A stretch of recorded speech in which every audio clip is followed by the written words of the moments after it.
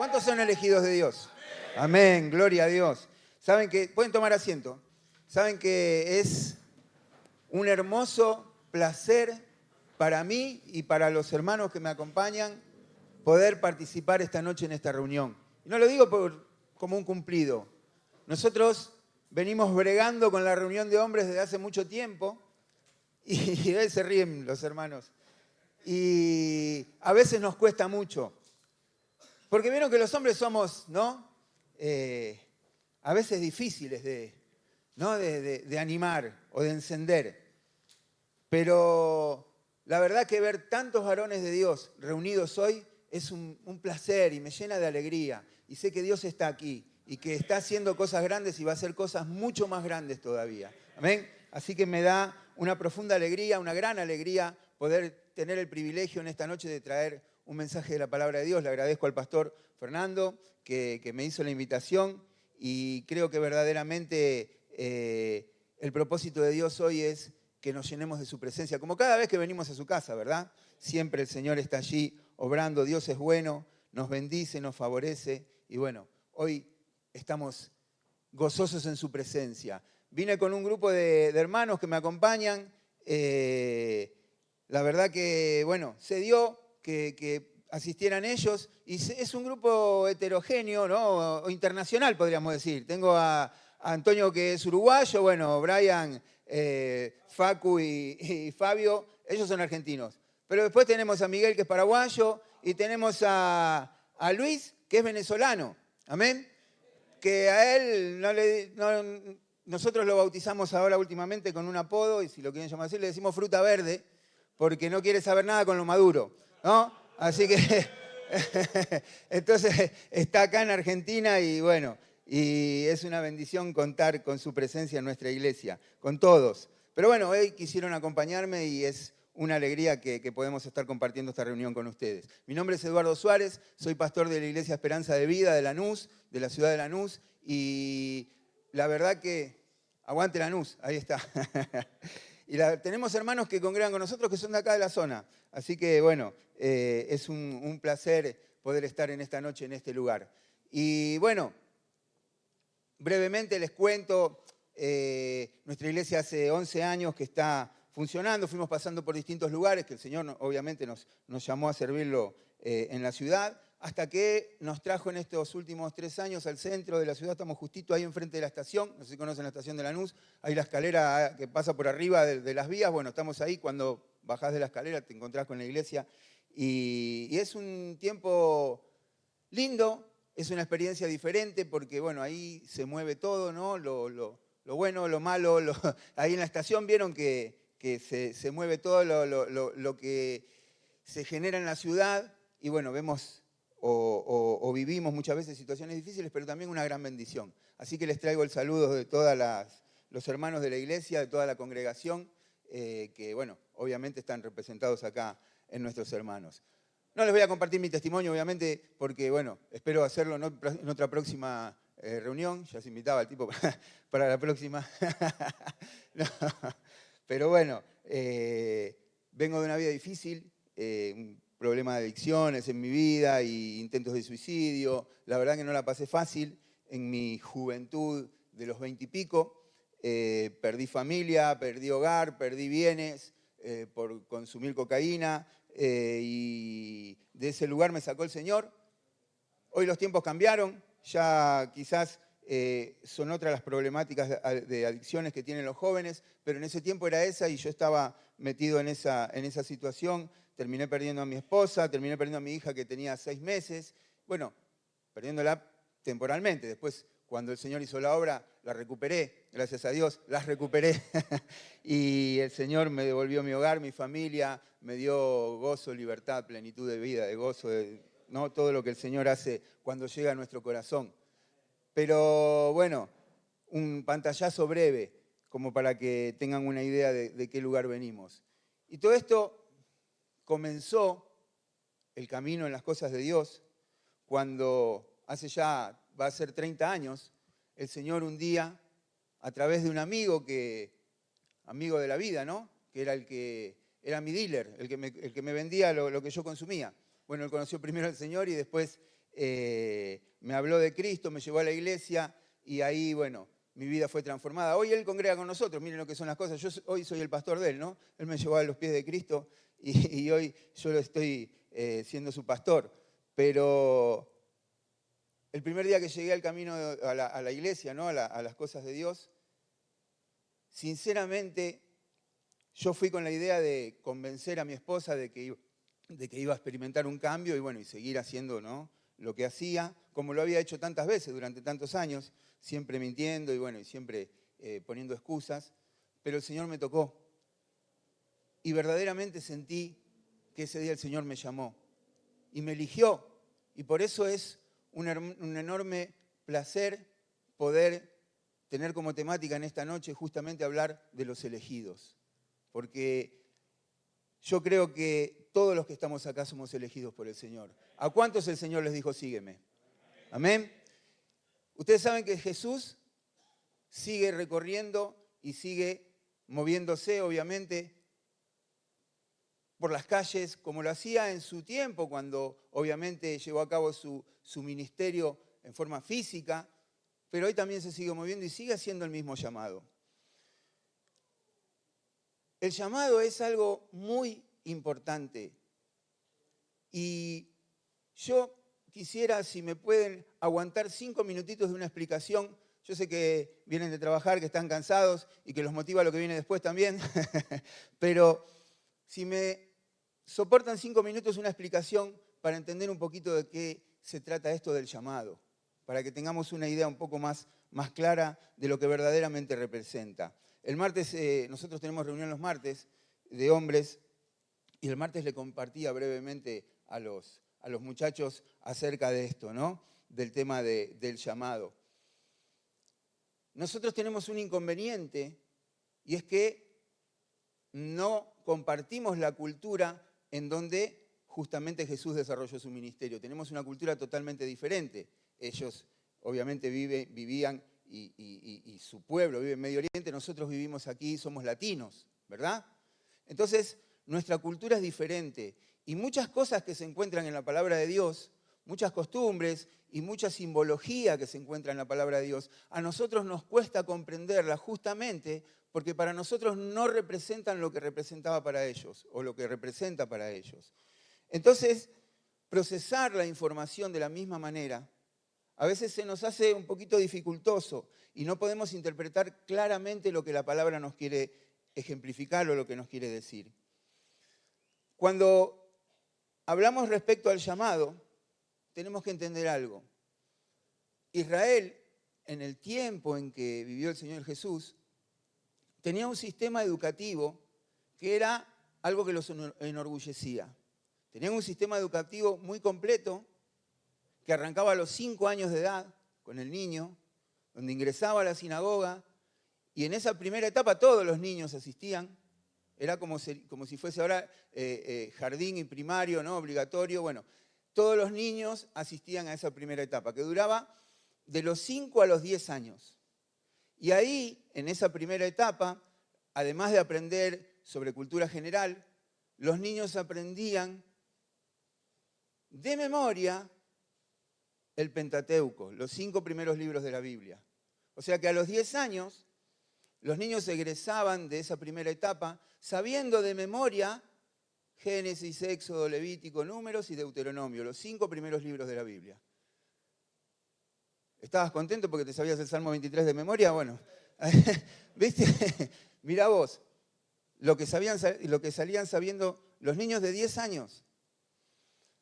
Cuando cumplían esos 10 años, la gran mayoría de esos chicos volvía a sus hogares y aprendía el oficio familiar. Ustedes saben que a esa edad ya los niños empezaban a trabajar.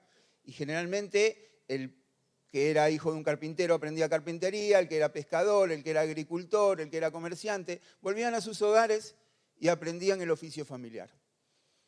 Pero un pequeño grupo señalado por sus maestros quedaba para la segunda etapa, porque se destacaban en sus estudios, en el tema de religión justamente. Entonces quedaban para una segunda etapa, que esa segunda etapa era desde los 10 hasta los 15 años, otros 5 años más.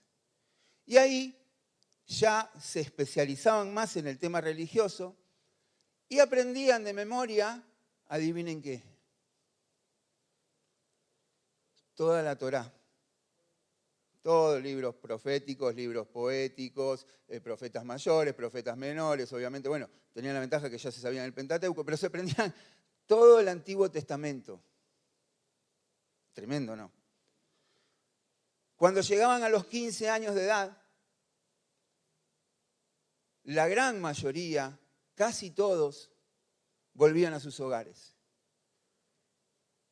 Y solamente un pequeñísimo, muy pequeño y selecto grupo pasaba a la tercera etapa de la educación, que era la que ya los preparaba como siervos de Dios, ¿no? Y esa etapa duraba 15 años, desde los 15 hasta los 30 años de edad.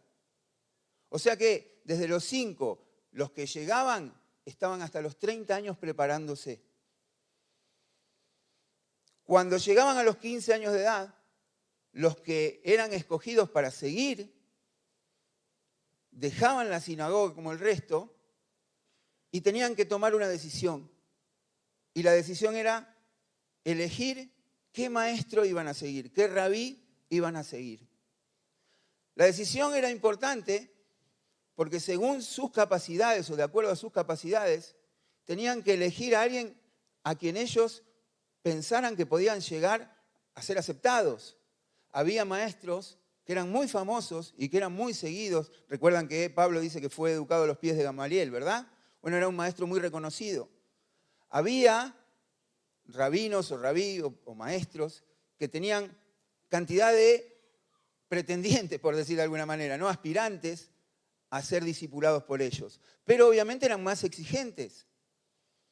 Y la exigencia no era que tuvieran buena asistencia o que tuviesen buena conducta, no. Cuando el joven elegía a qué maestro seguir, se acercaba a él y le decía, quiero seguirte. Y cuando el jovencito le decía, quiero seguirte, este rabí no era que lo aceptaba enseguida, lo sometía a una prueba. Y la prueba no era sencilla. Por ejemplo, le decía, bueno, decime en el libro de Segunda de Crónicas cuántas veces se repite la palabra ahora, desde el capítulo 1, versículo 5, hasta el capítulo 1, versículo 9. Y lo tenía que saber. Además de eso, obviamente hacían todo un seguimiento a su familia. Bueno, era complicado. El tema es que cuando ese maestro tomaba la decisión, o ese rabí tomaba la decisión, sucedía lo que ese joven había estado esperando por 10 años. El maestro, cuando tomaba la decisión, y esa decisión era positiva, o sea, lo iba a tomar bajo su cuidado para educarlo, para prepararlo, para formarlo durante 15 años, le decía, sígueme. Y esa era la palabra que los jóvenes estaban esperando o que soñaban escuchar de labios de su maestro, ¿no? Sígueme. Con esas palabras, sencillamente, el maestro le estaba diciendo, te acepto de aquí a ahora, de aquí en más, vos vas a vivir conmigo, tenés que dejar a tu familia, tenés que dejar tu hogar, yo voy a recorrer Israel predicando la palabra, enseñando, y vos me vas a tener que seguir. Se despedían de su familia, se despedían de sus seres amados y comenzaban a seguir a su maestro. Pero, ¿por qué les cuento todo esto? Para que nos demos cuenta de la importancia que tiene para un hijo de Dios ser elegido. Amén. No es algo que se pueda tomar a la ligera. No es algo banal, no es algo superficial. Es algo sumamente importante, profundamente importante. Y todos los que estamos hoy acá, en algún momento de nuestras vidas, el maestro no nos evaluó o nos evaluó respecto a cosas que no tienen que ver con la capacidad, porque obviamente no fuimos capacitados como ellos para prepararnos en la palabra de Dios. Pero vio en nosotros, en cada uno de nosotros, algo que hizo que se revelara en nuestras vidas, que llegara en el momento justo que tocara nuestro corazón y que nos dijera, sígueme. Amén. Y hoy todos los que estamos acá somos elegidos de Dios, somos elegidos del Señor. Por eso es tan importante valorar el llamado y por eso es tan importante saber que somos los elegidos. Amén. Vamos a leer en el libro de Marcos, capítulo 1, versículos 16 al 20. Dice, cierto día, mientras Jesús caminaba por la orilla del mar de Galilea, vio a Simón y a su hermano Andrés que echaban la red al agua porque vivían de la pesca. Jesús los llamó, vengan, síganme, y yo les enseñaré cómo pescar personas. Y enseguida dejaron las redes y lo siguieron. Un poco más adelante, por la orilla, Jesús vio a Santiago y a Juan, hijos de Zebedeo, en una barca, reparando las redes. Los llamó de inmediato y ellos también lo siguieron, dejando a su padre Zebedeo en la barca con los hombres contratados. Amén. Bueno, aquí me lo pusieron en la versión NTV, pero el relato en la Reina Valera comienza con la palabra andando, andando. Creo que acá también, andando. Siempre Jesús iba andando. ¿Cómo era su ministerio? Andando, predicando la palabra, haciendo señales, prodigios, sanando enfermos, ¿verdad? Enseñando, porque era maestro. El ministerio de Jesús siempre se desarrolló de la misma manera. Y hoy también lo sigue haciendo de la misma forma. Yo, particularmente, creo que si mi llamado, si soy elegido para ser un miembro de la familia de Cristo, no te digo un siervo de Dios, un pastor, un ministro, lo que fuere, para ser miembro de la familia de Cristo, uno de los requisitos es que tengo que mantenerme en movimiento. Amén. El Señor no es partidario de los que se sientan a esperar. Más bien, le agradan a aquellos que salen a buscar. Amén. Y el relato dice que iba andando. Y andando llegó a orillas del mar de Galilea y ahí vio unos pescadores que estaban en su actividad laboral.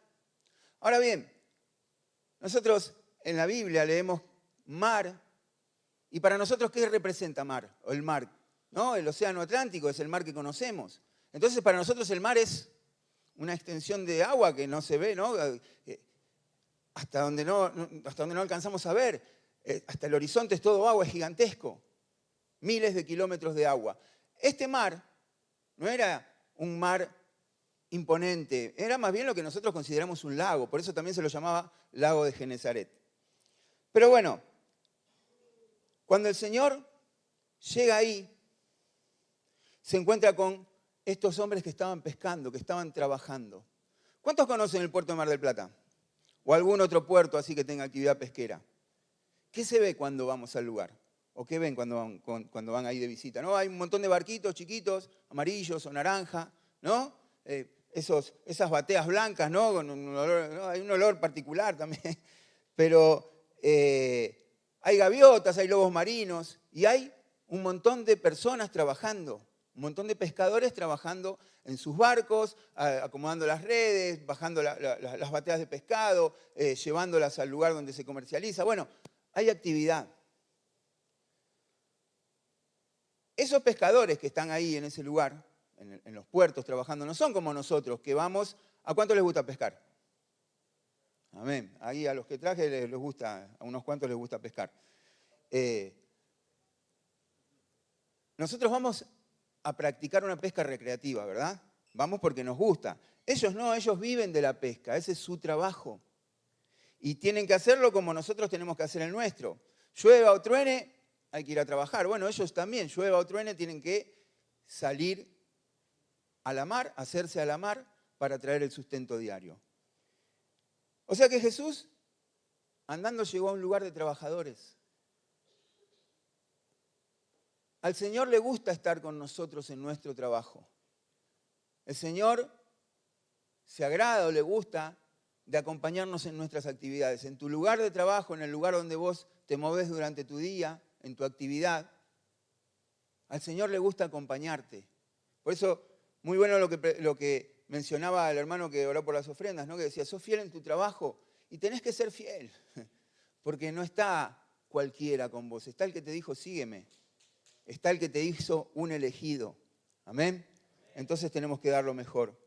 Al Señor le gusta estar con nosotros.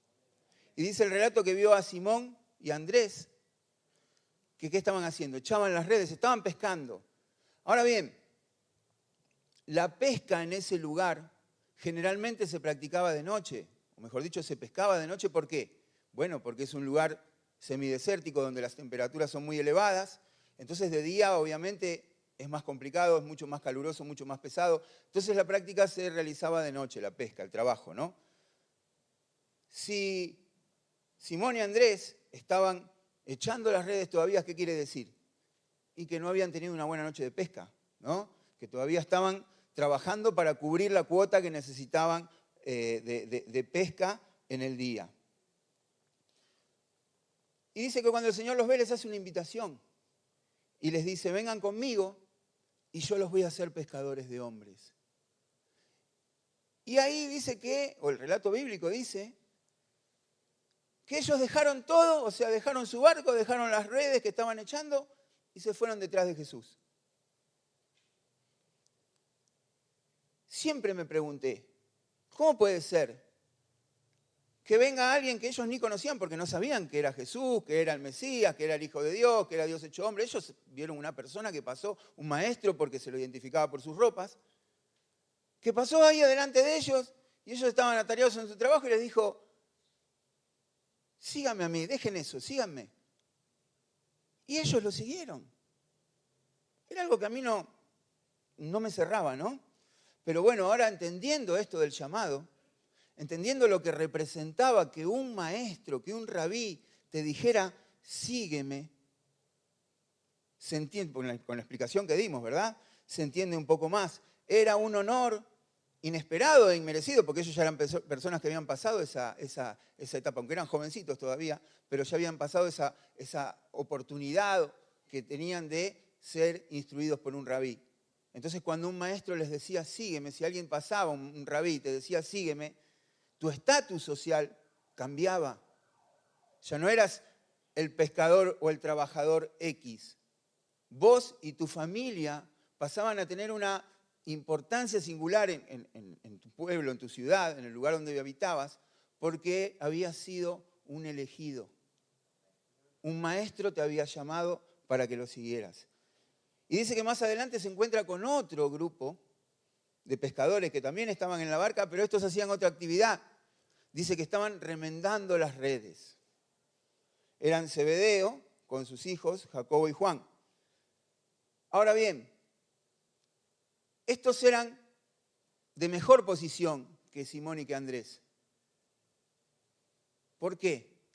Porque dice el relato que cuando el Señor los llama, ellos dejaron a su padre y a los jornaleros, o sea que tenían una empresa de pesca, tenían trabajadores a cargo, ¿no? Tenían empleados. Dejaron todo y lo siguieron. Pero esto también habla de algo, que Jesús no hace diferencias. Que Él llama tanto al rico como al pobre, al empresario o al trabajador, al que tuvo un mal día como al que tuvo un día excelente. A todos les hace la misma invitación. La misma invitación que nos hizo a cada uno de nosotros. Sígueme. Y ahí está el punto. Porque cuando uno entiende la importancia del llamado, cuando uno entiende la importancia de ser elegidos, la perspectiva cambia, nuestra mirada respecto de nuestra vida cambia. Porque vos podés haber nacido en una familia X y haber pasado situaciones difíciles, te puede haber abandonado tu papá o tu mamá, o lo podés haber perdido, o lo que le haya sucedido a cada uno. Todos los que estamos acá tenemos una historia para contar. Pero la realidad que es cuando entiendo que soy un elegido, que Jesús vino a mi vida y me llamó, mi perspectiva de la vida cambia. Mi mirada tiene que cambiar. Lo que yo pienso, lo que yo veo, ahora lo empiezo a ver con otros ojos. Porque las cosas que quizás no tenían sentido, ahora lo empiezan a cobrar, empiezan a tenerlo. Y Simón, Andrés, Jacobo, Juan y los otros discípulos se convirtieron en la sombra de Jesús. Estaban con él donde él estaba, ¿verdad? Lo seguían, compartieron los 3 años y un poquito más de su ministerio permanentemente con él. Anduvieron por la llanura, anduvieron por los pueblos, anduvieron junto al mar, cruzaron el mar, se fueron a la región de los Gadarenos, vieron milagros sobrenaturales. Pero eso era lo que veían de su maestro. Pero cuando sos un elegido, vos también vas a empezar a vivir milagros sobrenaturales. Te vas a convertir en un seguidor de Cristo, como ellos, que después fueron apóstoles. Fundaron la iglesia de Jesucristo. Fueron los que estuvieron como representantes cuando el Señor ascendió a los cielos. Escribieron libros que después formaron parte de la Biblia, del Nuevo Testamento. ¡Wow! Mirá todo lo que lograron. Mirá todo lo que pasó por sus vidas por haber obedecido a un simple sígueme. Amén. ¿Cuántos queremos ser verdaderamente elegidos? ¿O cuántos queremos vernos? Porque todo se trata de la percepción, ¿no? De cómo me autopercibo. ¿Cuántos queremos vivir una eternidad de gloria con Dios? Yo quiero. Entonces necesitamos seguirlo. Necesitamos seguirlo. Las personas piensan que seguir a Cristo es una opción. Es una alternativa entre tantas. Y me hace bien hacer yoga y hago reiki, pero voy a la iglesia también, porque también me hace bien. Pero seguir a Cristo es un llamado a tiempo completo, a corazón completo. Porque obviamente vas a seguir con tus actividades, con tu trabajo, vas a tener que ser el que lleve adelante tu hogar, tu familia, o el que se está preparando para hacerlo, un joven que está estudiando, lo que fuere. Pero el llamado es un servicio a corazón completo. Yo le tengo que entregar mi vida y no hay otras alternativas. Tengo que concentrarme y tiene que ser full time. Las personas esto no lo entienden y no le dan el valor que verdaderamente tiene seguir a Cristo. Pero nosotros que estamos acá, sabemos que es importante. ¿Cuántos relegamos cosas por seguir a Cristo? Amén. ¿Cuántos tomamos decisiones difíciles por seguir a Cristo? Muchos. Seguir a Jesús es el camino que nos lleva a la plenitud. Nadie, ninguno de los que estamos acá sabemos lo que viene por delante. Ni siquiera lo que va a suceder mañana. Pero los que seguimos a Cristo sabemos que es lo mejor si estamos acompañándolo, si estamos siendo enseñados, discipulados por Él, si somos sus elegidos. Y cuando con el tiempo, yo te puedo asegurar que cuando con el tiempo mires hacia atrás en tu vida, también vas a decir, wow, mirá todo lo que pasó por escuchar y obedecer un simple sígueme. Amén. Yo creo que todos los que estamos acá somos seguidores de Cristo. Pero al Señor no se lo sigue como se lo sigue alguien en las redes, ¿o no? Al Señor se lo sigue todos los días. Es un compromiso de vida que se renueva todos los días. Todos los días yo vuelvo a elegir al Señor. Todos los días el Señor renueva sus misericordias sobre mí, porque si no sería imposible. El transcurso del día me lleva a pecar, mis pensamientos, bueno, con lo que pueda llegar a decir, con mis acciones. Y ese pecado ya me separaría de Dios si no se renovara su misericordia diariamente. Pero todos los días nos volvemos a elegir. Él me elige y yo lo elijo. Él me eligió y nunca más me abandonó. Y creó un sistema para que esa comunión, esa unidad no se rompa nunca. Por eso, y acá vamos a discipular un poquito, seguir a Jesús no es un compromiso emocional. Hoy, lamentablemente, muchas personas esperan tener experiencias emocionales cuando se acercan al Señor. Y ay, si no sentí un escalofrío, o si cuando el pastor no me impuso la mano no me caí, ese pastor no tiene unción. ¿No? O esto o aquello, experiencias sensoriales, emocionales. Y la realidad es que seguir a Jesús no es un compromiso emocional. Hay dos caminos que van totalmente separados, que los dos los transitamos y los dos los vivimos, pero que no se cruzan o no deberían. Por un lado están mis emociones y por el otro lado está mi fe. Yo soy una persona obviamente emocional, que vive sus emociones, que se enamora, que llora, que ríe, que sufre, que les pasa todo lo mismo que al resto de las personas, o me pasa lo mismo que al resto de las personas. Pero mis emociones jamás se cruzan con mi fe, porque mi fe es inalterable. Y yo sigo a Cristo. Y eso no, eso es incondicional, es no negociable, no se negocia. Yo soy un hijo de Dios. Y yo voy a seguir a Cristo hasta el último día de mi vida. Ese es un camino. Y por el otro lado van mis emociones y me enojo y me puedo enojar con alguien o puedo tener afinidad o no sé, o me puedo reír. Las emociones van y son parte de mi vida, pero van por otro carril. Por eso necesitamos seguir al Señor con todo nuestro ser. En primer lugar, debo seguirlo con mi corazón. En Romanos capítulo 10, versículos 8 al 11, es un pasaje conocido. Dice, ¿mas qué dice? Cerca de ti está la palabra, en tu boca y en tu corazón. Y esta es la palabra de fe que predicamos, que si confesamos, que si confesares con tu boca que Jesús es el Señor y creyeres en tu corazón que Dios le levantó de los muertos, serás salvo. Porque con el corazón, se cree para justicia, pero con la boca se confiesa para salvación. ¿Amén? Necesito saber y estar totalmente seguro que mi decisión es seguir a Cristo con todo mi corazón. Que Él es su dueño, que pagó el precio por mi vida. Mirá, cuando yo estaba muy mal, intenté quitarme la vida.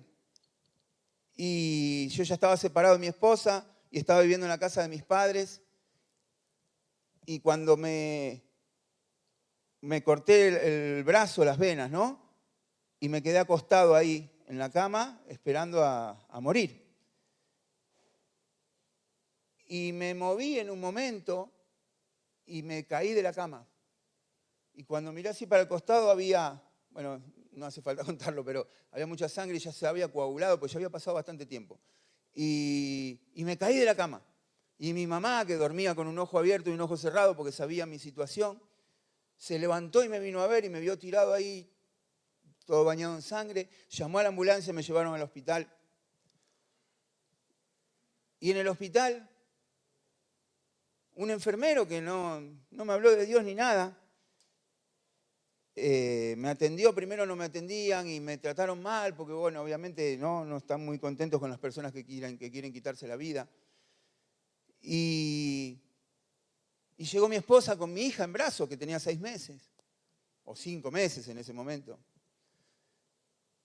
Y el enfermero me dijo, ¿y vos te querés quitar la vida? ¿No te das cuenta, flaco, todo lo que tenés? Yo no tengo nada. Y vengo acá a este hospital a salvarle la vida. Me dijo un improperio como vos, ¿no? Y tenía razón, pero yo no lo podía ver.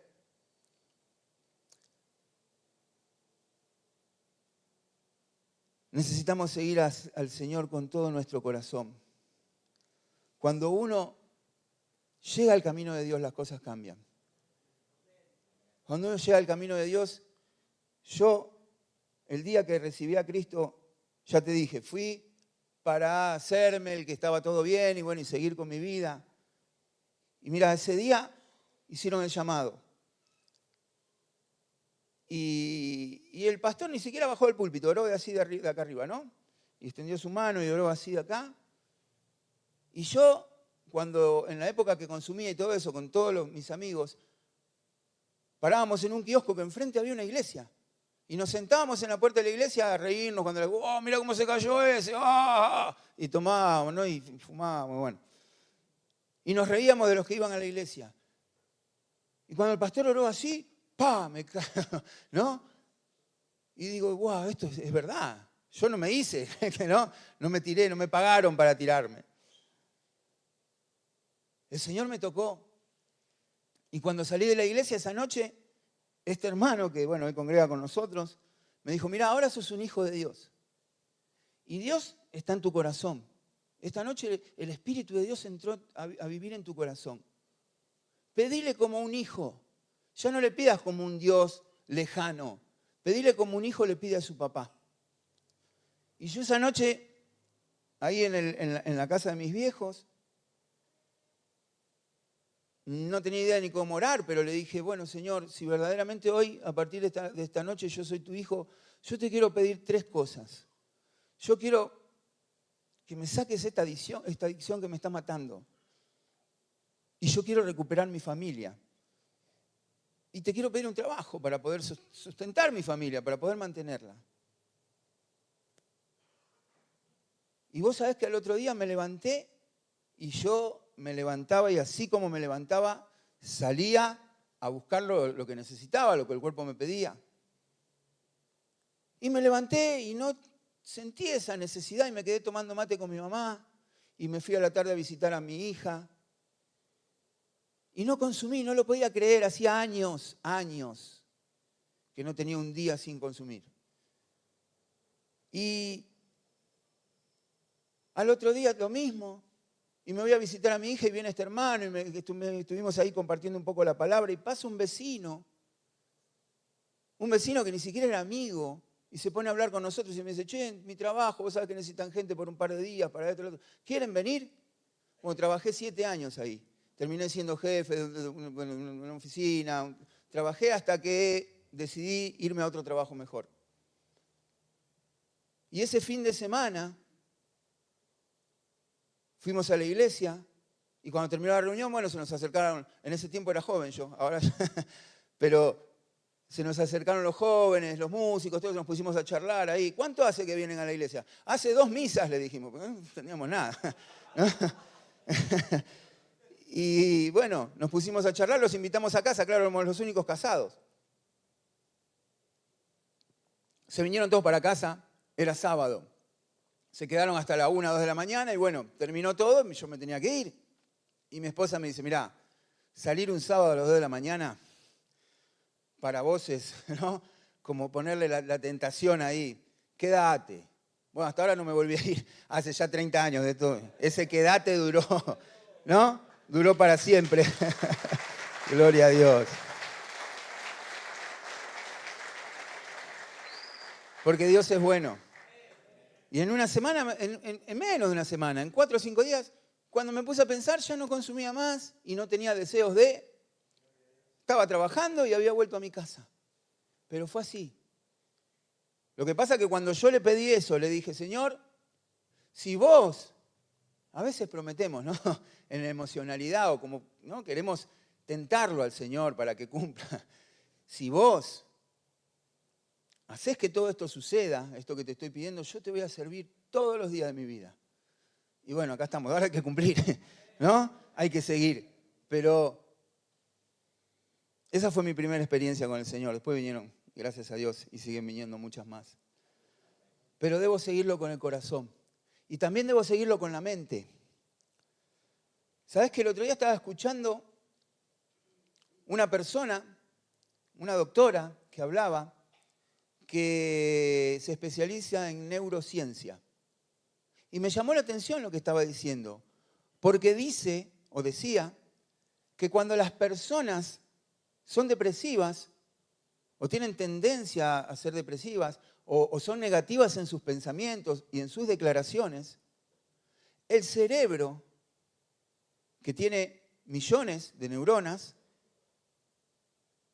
hace que las neuronas, ella lo explicaba de una forma científica, yo te lo voy a explicar a lo ciudadano de Lanús, ¿no? Hace que las neuronas se suiciden, ¿no? Las neuronas comienzan a morir cuando la persona tiene una inclinación a la negatividad o está pasando por un proceso de depresión. Y dice que mueren muchas neuronas en el cerebro de esa persona, miles, por pensar negativamente, por expresarse negativamente. Fíjate lo que dice Filipenses 4:8. Dice, por lo demás, hermanos, todo lo que es verdadero, todo lo honesto, todo lo justo, todo lo puro, todo lo amable, todo lo que es de buen nombre, si hay virtud alguna, si algo digno de alabanza, en esto piensen.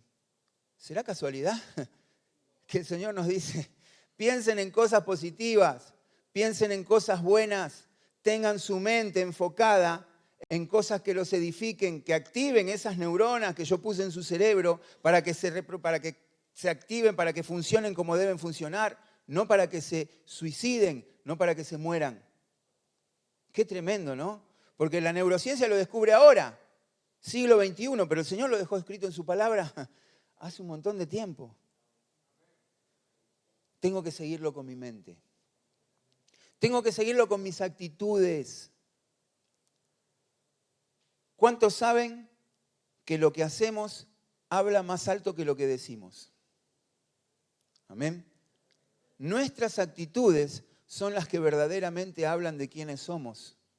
Vos podés conocerte la palabra de Dios de memoria, podés ser como estos chicos que te sabés el Pentateuco, lo que sea, podés hablar y tener un lenguaje evangélico, amén, hermano, gloria a Dios, Dios te bendiga. Pero si tu vida es un desastre, las personas van a tener un concepto de vos que justamente va a hablar de tus actitudes. Va a decir, sí, ese mucho Cristo, mucho Dios, pero mirá lo que hace, o mirá cómo se comporta, o mirá cómo se maneja en su trabajo, o mirá cómo habla. Nuestras actitudes hablan más fuerte que nuestras palabras. Entonces, tengo que seguir al Señor con mis actos, con mi corazón, con mi mente y con mis acciones. Amén. Todo tiene que acompañar y demostrar que el Señor habita en mí, que el Señor me escogió, que soy un elegido. Amén. Mira lo que dice Daniel, capítulo 12, versículo 3. Los entendidos resplandecerán como el resplandor del firmamento, y los que enseñan la justicia a la multitud, como las estrellas a perpetua eternidad. Amén. Los entendidos resplandecen. ¿Quiénes son los entendidos? Nosotros somos los entendidos. Vos sos un entendido. ¿Por qué? Porque entendiste que Dios te llamó. Porque entendiste que en tu vida hay un propósito, que hay un sentido, que no estás acá para ocupar una silla, para llenar un lugar o para trabajar, ir a tu casa, ir y volver hasta que te mueras y que te recuerde solo tu familia. Estás para dejar una huella. Estás para dejar una marca. ¿Por qué? Porque sos un hijo de Dios. ¿Amén?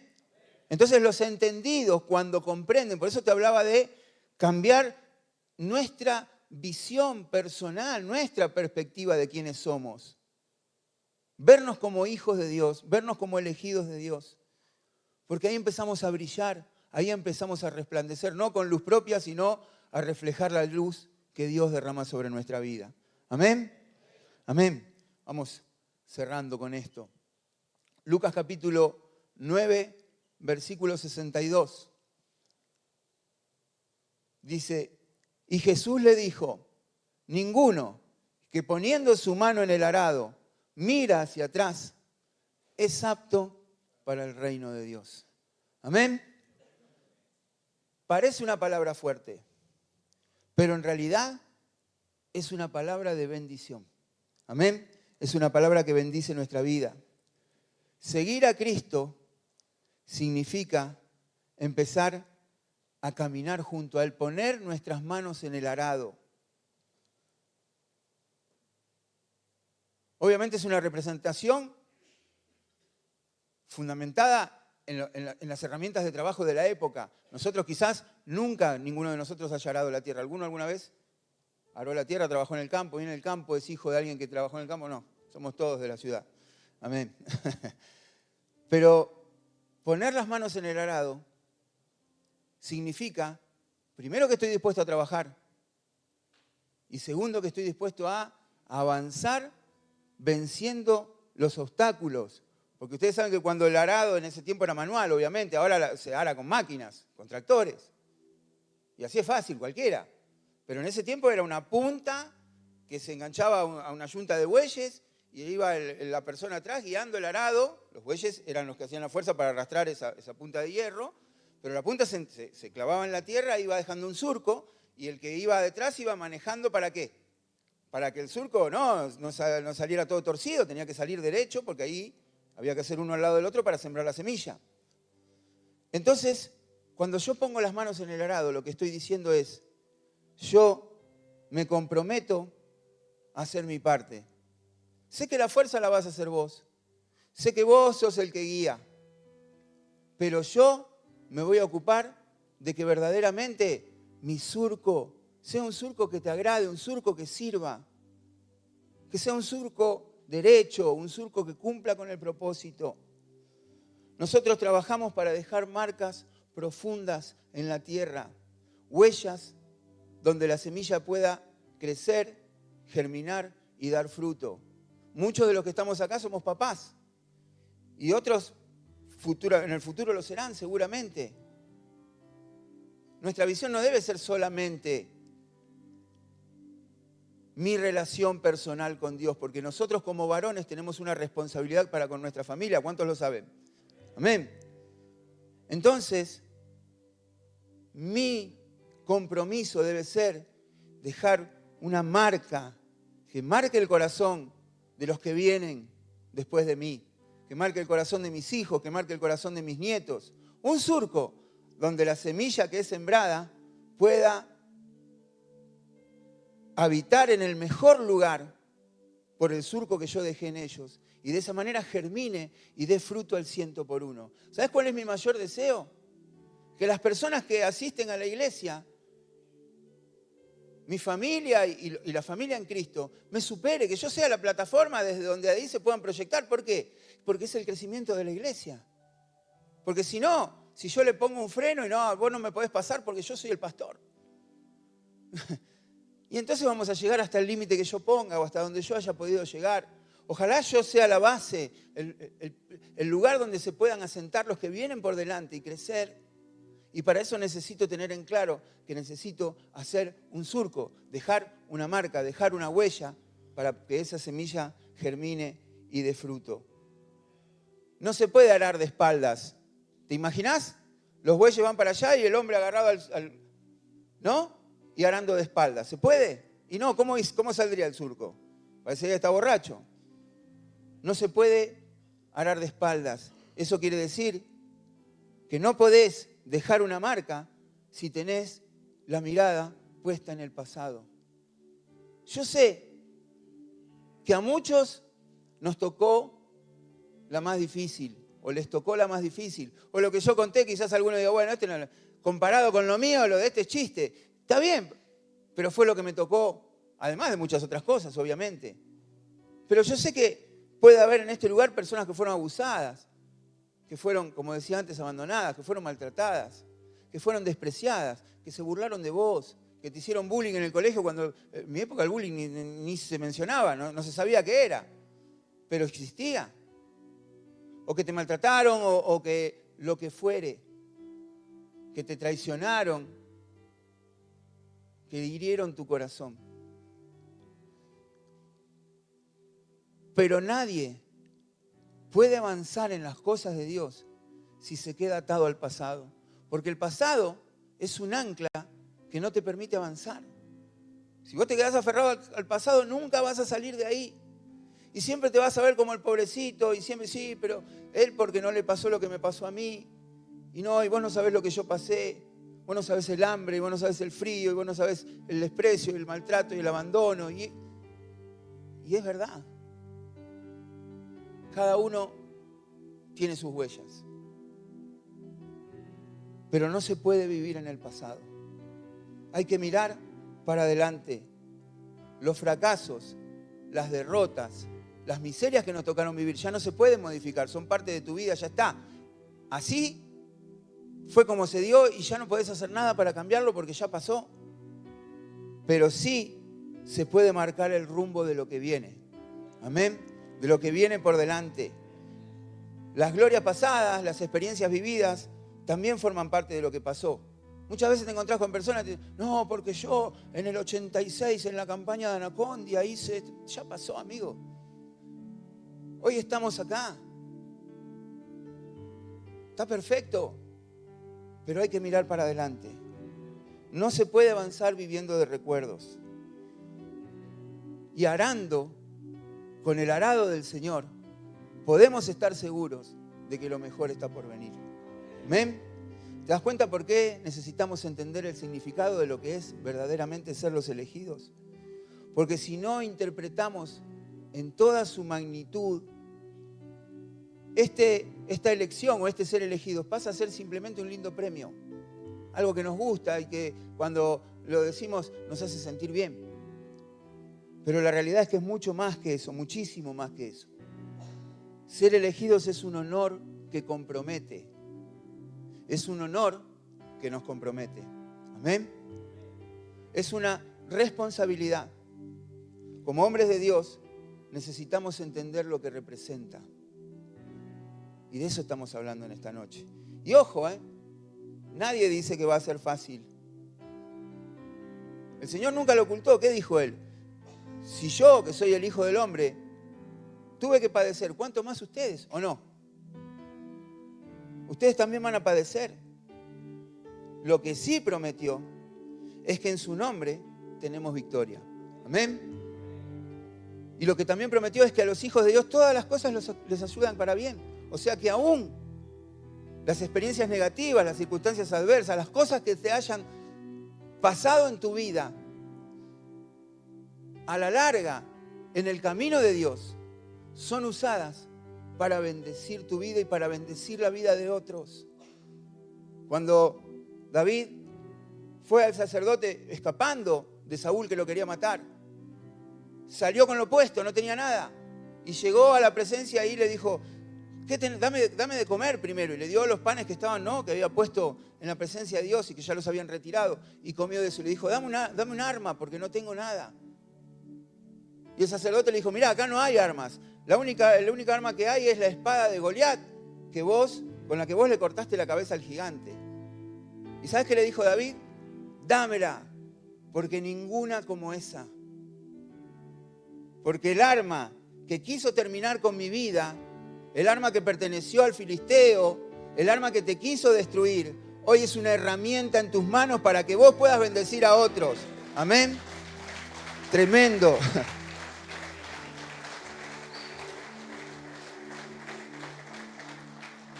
Puedes haber pasado lo peor, pero en Cristo sos más que vencedor. Y las experiencias te van a servir para sacar a otros del pozo. Para que cuando lleguen a este lugar digan, no, yo pasé, a mí no me entiende nadie, porque lo que yo pasé no lo pasó nadie. Mirá, hay un hermano en nuestra iglesia que asiste a la reunión de hombres, es número puesto, siempre está, Roberto. Y él está hace muchos años con nosotros, desde el principio, y ya viene con nosotros cuando congregábamos, en la iglesia donde congregábamos. Y él tenía un hijo de 24 años y en un accidente de moto falleció.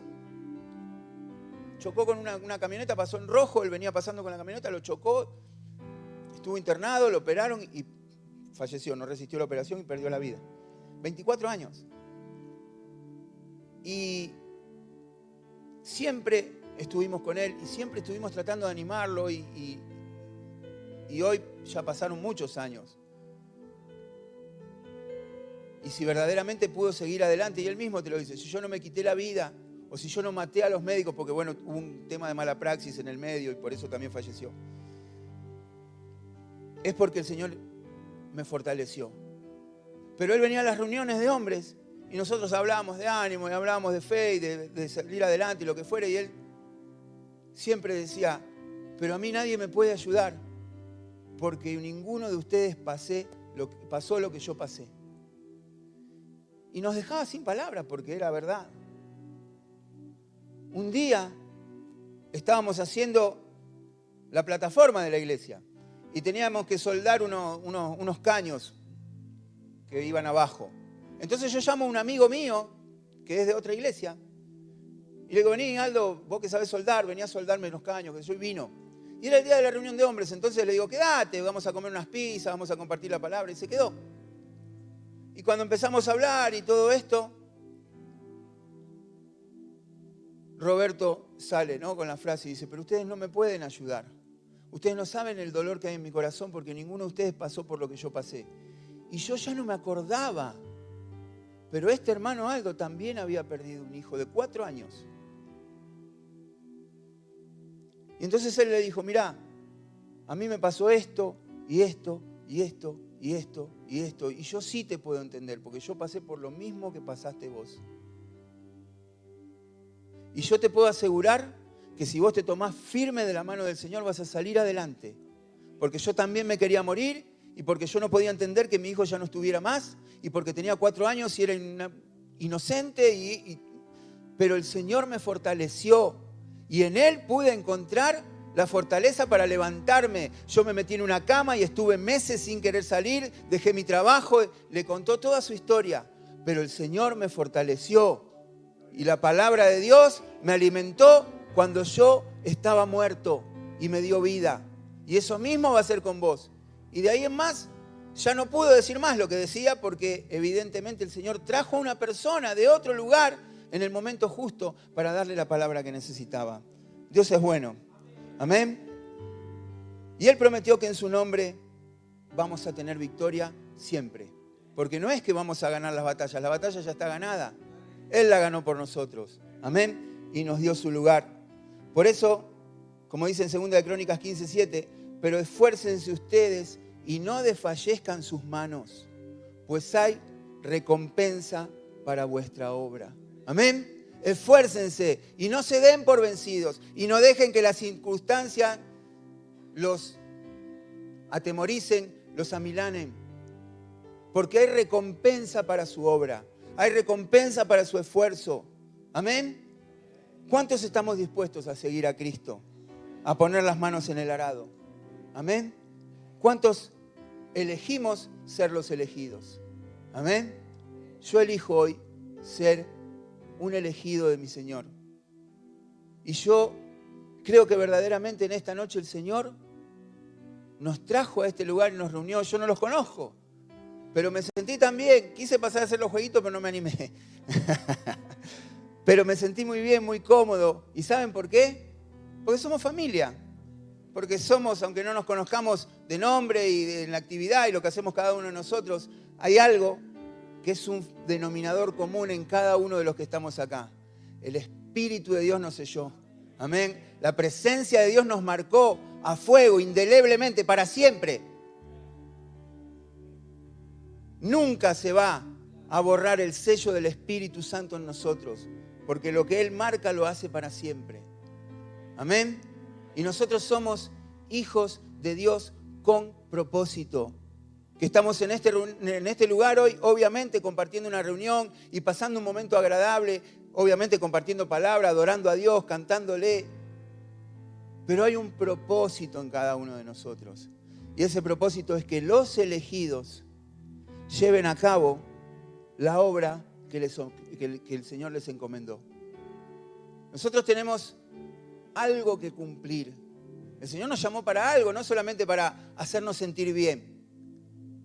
Por eso, animate a creer que en vos hay material, creatividad, disposición, conocimiento, que quizás no haya en otro, porque no todos sabemos todo, ni todos conocemos lo mismo. Y tus habilidades, y tus experiencias, y tu conocimiento, y todo lo que el Señor puso en tu vida, en tu interior, es útil para la obra de Dios. Por eso, a los elegidos de Dios les hablo. Vamos a ponernos de pie y vamos a finalizar dándole gracias al Señor por haber llamado, por haber pasado por delante nuestro y habernos llamado, por habernos escogido, por habernos elegido.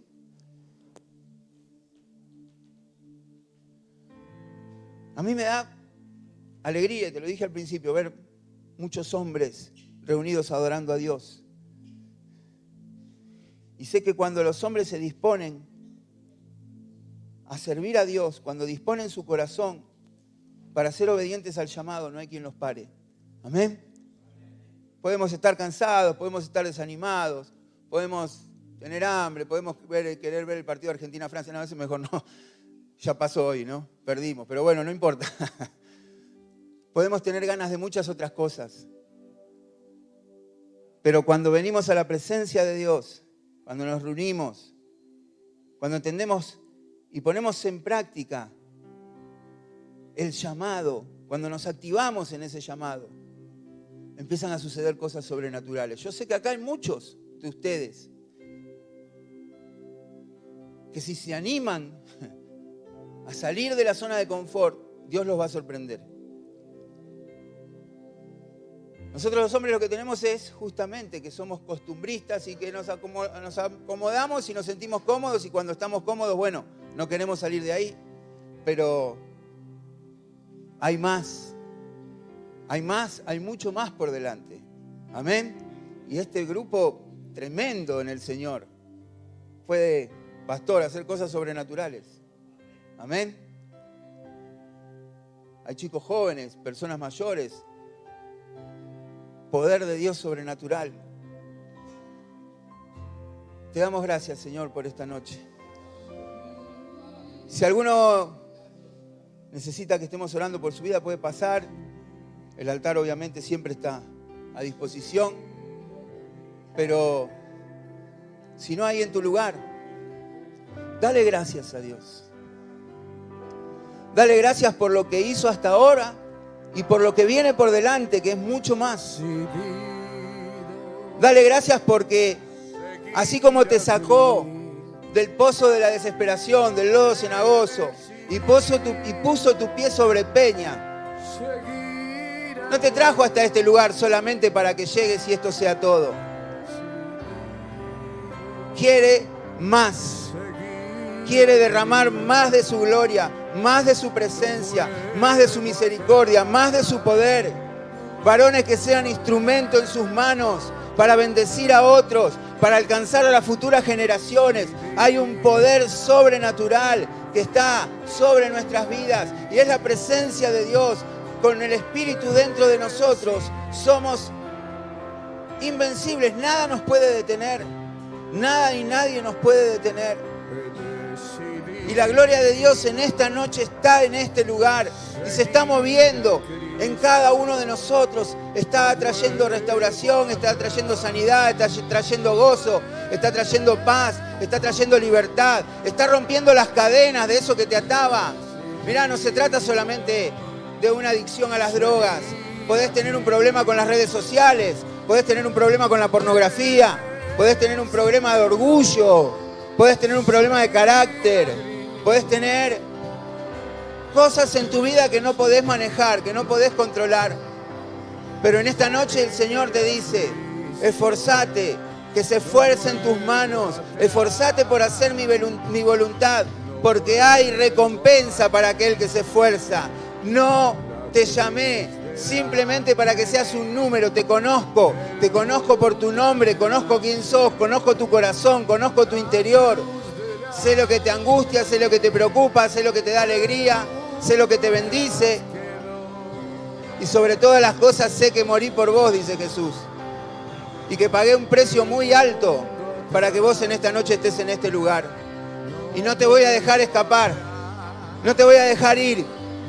Voy a persistir, voy a insistir con tu vida, voy a insistir para que entiendas que sos mi elegido, que te llamé para que me sirvas, para que cumplas un propósito, para que te extiendas, para que crezcas como el olivo verde, para que tus ramas se extiendan y puedan albergar una multitud, para que el propósito de Dios, el propósito con el cual te llamé, verdaderamente sea el motivo, la inspiración de tu vida y camines detrás de esa meta, detrás de ese objetivo, para que ya no te veas como el derrotado, como el vencido, como el que había perdido la fe, el que había perdido la esperanza, para que ya no te veas como el que viene acá a refugiarse en una religión porque la vida no le funcionó, Estás acá porque Dios te llamó y tiene un propósito con tu vida. Estás acá porque el Señor te eligió. Sos un elegido y no lo dudes. Y no lo dudes. El Señor verdaderamente te llamó para reflejar su gloria a través de tu vida. Y para eso no hace falta que seas perfecto. No hace falta que tengas un 10 en todos los requerimientos. Solamente hace falta que tengas un corazón dispuesto, que reconozcas que sos un varón necesitado de tu Dios, que necesitas que el Señor te fortalezca, que el Señor te restaure, que el Señor sane aquello que había en tu corazón. Por eso en esta noche, si todavía había algo por entregar, yo te invito a que se lo entregues al Señor, a que le digas: Señor, vos y yo conocemos mi intimidad. Vos sabés qué es lo que me ata. Vos sabés qué es lo que me condiciona. Vos sabés, Señor, qué es lo que me impide venir ante vos con libertad. Qué es lo que me frena para no tomar la decisión de servirte, para no tomar la decisión de dar un paso más de fe. Es esa atadura que está en mi interior. Y en esta noche te la entrego. La pongo delante de tu presencia. Señor, llévate eso que no me permite vivir la plenitud que vos me prometés en tu palabra. Y llená ese lugar, ese espacio, ese vacío que se genera con lo que vos arrancás. Con tu presencia, con tu gloria, con el poder de tu Espíritu Santo. Fortaleceme, Señor. Dame fuerza para seguir adelante. Muchas veces me tropiezo, muchas veces me caigo. Muchas veces no sé qué decisión tomar, cómo debo seguir. O a veces siento que no puedo hablar mis cosas con alguien, que no tengo a quien confiarle los secretos de mi corazón. Pero yo sé, Espíritu de Dios, que en esta noche vos estás trabajando en cada corazón. Y que el Señor te dice: confía en mí. Abrí tu corazón. Contame tu secreto más oscuro, más íntimo, el que te da vergüenza. Contame lo que te pasa, contame lo que te sucede. Decime qué es lo que te impide experimentar la libertad que te ofrezco, vivir en la gloria, en la plenitud. Esta es la noche, abrí tu corazón y vas a salir de este lugar transformado, vas a salir de este lugar lleno de la presencia de Dios. Vas a salir de este lugar libre, vas a salir de este lugar restaurado, vas a salir de este lugar con gozo, con la paz que solamente se siente cuando sabemos que somos perdonados por Dios. La paz que solamente se puede experimentar cuando sabemos que estamos a cuenta con el Creador. Que no hay nada oculto, que no hay nada que interfiere. Este soy yo, Señor, y así soy. Y esto es lo que tengo, y esto es lo que me sucede. Hoy te lo entrego a vos, Señor, lo pongo en tus manos. Cumplí tu propósito en mí. Si soy tu elegido, Señor, hoy quiero salir de este lugar como un campeón. Hoy quiero salir de este lugar vencedor. Hoy quiero salir de este lugar victorioso. Hoy quiero salir de este lugar lleno de tu presencia. No con excusas, no con apariencias. Quiero sacarme la careta que me pongo para venir a la iglesia y mostrarte quién verdaderamente soy. Aunque mi cara no sea la que aparenta, aunque mi interior no sea lo que aparento ser. Quiero mostrarme tal cual soy, Señor, en esta noche y pedirte que me hagas libre, que me permitas salir de este lugar con libertad, que pueda comenzar un nuevo tiempo en mi vida, que este sea el tiempo que vos preparaste para que verdaderamente aquello que vos pusiste en mí comience a dar fruto. Esa semilla, Señor, que vos sembraste, comience a dar fruto y el fruto sea abundante y de bendición. Te damos gracias, Señor.